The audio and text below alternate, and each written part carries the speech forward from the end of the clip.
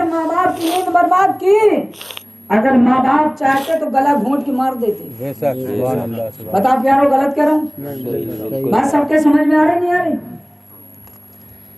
तो माँ बाप चाहते गला घोंट के मार देते, लेकिन प्यारो माँ बाप वो अजीम हस्ती हैं कि उन्होंने अपने मुंह का निवाला तुझे खिलाया।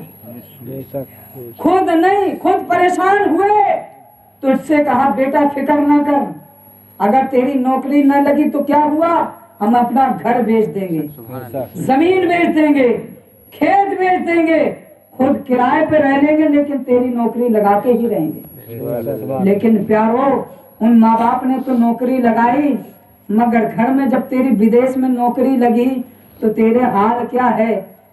घर से जब तू माँ बाप को लेके गया विदेश, तो विदेश में जाने के बाद मालूम है उस इंसान ने क्या किया, जिसकी नौकरी लग गई, जो 50,000 महीना कमा रहा है, उसने माँ बाप को घर पे बुला के खिदमत के लिए नहीं कि मैं इनकी माँ बाप की खिदमत करूंगा, बल्कि उसने माँ बाप को नौकर बना के रखा है घर में। और अगर हाथ कपकपाए, एक प्याली फूट गई तो माँ से कहता है बेवकूफ, कहता है माँ तुझे दिखता है। और क्या समझते हैं वो उस वक्त माँ कहता है, माँ नहीं कहता है, वो कहता है तुझे दिखता नहीं है। तो जो उसका दोस्त आता है चाय की प्याली पीने, वो कहता है यार ये कौन है, तो वो ये नहीं कहता ये मेरी माँ है। क्यों? इसलिए कि चार के सामने मेरी इंसल्ट होगी। बताओ प्यारो आज ये हो रहा है? चार के सामने मेरी इंसल्ट होगी। वो ये कहता है कि ये तो मेरे नौकर हैं। तो जरा सोचो कि उन माँ बाप के दिलों पर क्या गुजरती होगी, जिन्होंने घर की रोटियां खुद तो नहीं खाई, खुद आधी से आधी रोटी में गुजारा किया, लेकिन तेरा पेट फुल भरा, तुझे कोई तकलीफ नहीं होने दी। रात में जब तू कराता था, जब तू ऐसे बचपन का शिकार था, ऐसा बच्चा था कि माँ बाप नहीं समझ सकते थे कि इसके पेट में दर्द हो रहा, कान में दर्द हो रहा, नाक में दर्द हो रहा। जब तू नहीं समझता था तब भी वो समझते थे।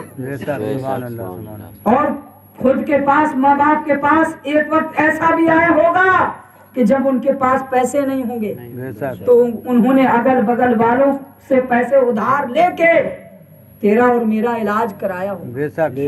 प्यारो अभी भी वक्त है कि हम और आप अपने से बूढ़ों की कदर करें, अपने से बड़ों की इज्जत करें, सफेद बाल वालों की, सफेद दाढ़ी वालों की इज्जत करें। अगर इज्जत करोगे तो इज्जत मिलेगी, और अगर इज्जत नहीं की तो इज्जत नहीं मिलेगी। कुरान का ऐलान है, अल्लाह फरमाता है रब्बिरहमहुमा कमा रब्बयानी सगीरा, इनके साथ ऐसा ही रहम करो, ऐसे ही पेश आओ जैसे इन्होंने तेरी बचपन में छोटे में परवरिश की है।